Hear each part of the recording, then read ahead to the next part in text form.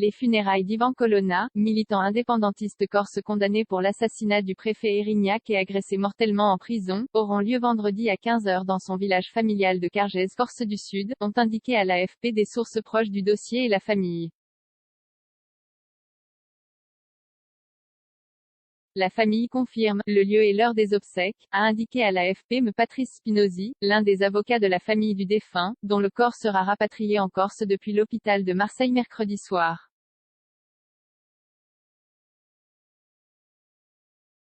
Assassinat en relation avec une entreprise terroriste, Ivan Colonna, qui purgeait une peine de prison à perpétuité pour sa participation à l'assassinat du préfet Claude Erignac en 1998 à Ajaccio, avait été violemment agressé dans la salle de sport de la prison d'Arles, Bouches-du-Rhône, par un codétenu, Franck Elongabé, un Camerounais de 36 ans, qui purgeait plusieurs peines dont une de 9 ans d'emprisonnement pour association de malfaiteurs terroristes.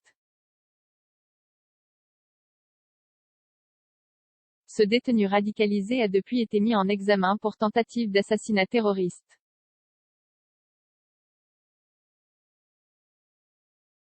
À la suite du décès d'Ivan Colonna, le parquet national antiterroriste a requis, lundi, la requalification de cette mise en examen en assassinat en relation avec une entreprise terroriste.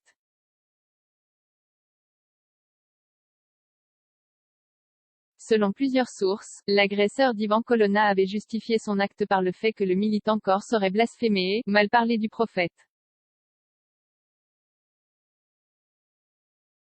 Des discussions promises sur l'autonomie de la Corse au lendemain de l'annonce du décès d'Ivan Colonna, le recueillement a prédominé sur l'île, contrastant avec les scènes de violence qui ont émaillé les différentes manifestations de soutien aux militants corses pendant près de 2 semaines.